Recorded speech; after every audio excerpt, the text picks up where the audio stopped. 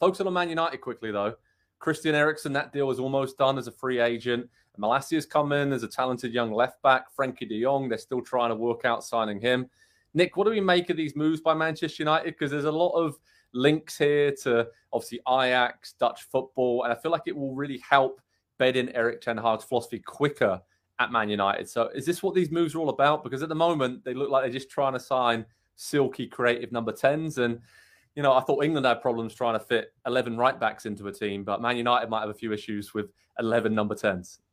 Yeah, to me, if I want to give them the benefit of the doubt under Ten Hag, what I'm saying is that this is going to be a sign. This will serve as a sign when we look back at this time that they were building for a couple of years, that they're giving a manager the chance to build, that it isn't necessarily about this year. Now, as Andy has pointed out an awful lot, it doesn't mean that a month into the season, if they're not 3-0, that it's going to go well for them. And that will be the challenge moving forward. But I look at all these pieces as good moves.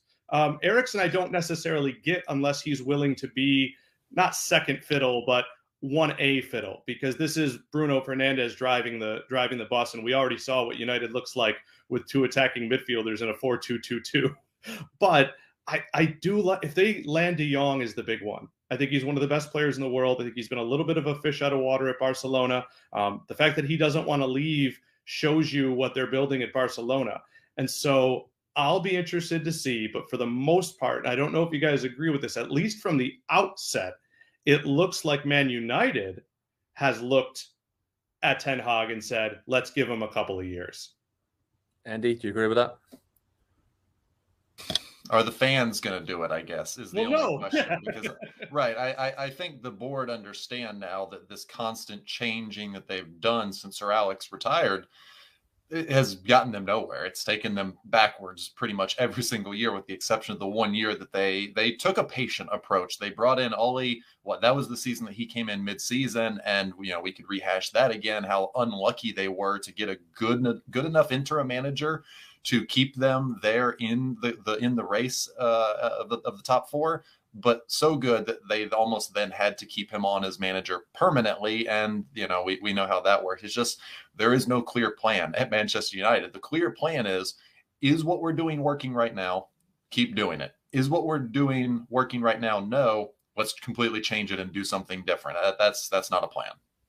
But it could be a plan now that, like Nick said, if they do stick with it, there is a clear plan, at least in terms of recruitment. It seems that Erik Ten Hag has got a much more hands-on approach than some of his predecessors where, we're just going to sign Pogba. We're going to sign Rafael Varane. We're going to sign Ronaldo, Cavani.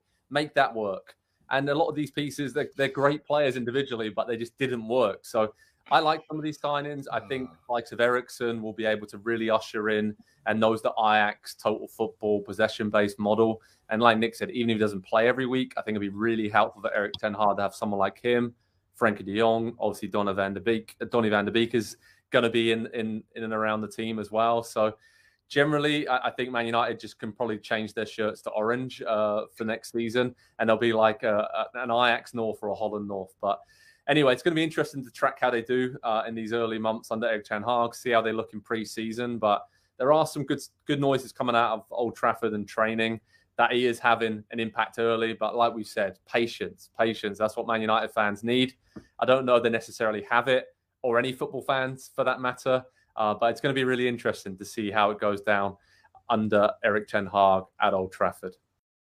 Hi there, I'm Rebecca Lowe, studio host for NBC's coverage of the Premier League. Don't forget to hit subscribe to watch highlights all season long, and be sure to tune in for Premier League mornings every weekend at 7 a.m. Eastern. And for even more content, head over to Peacock, where we've got live games, original series, and a dedicated round-the-clock Premier League channel featuring studio shows, classic matches, and much more.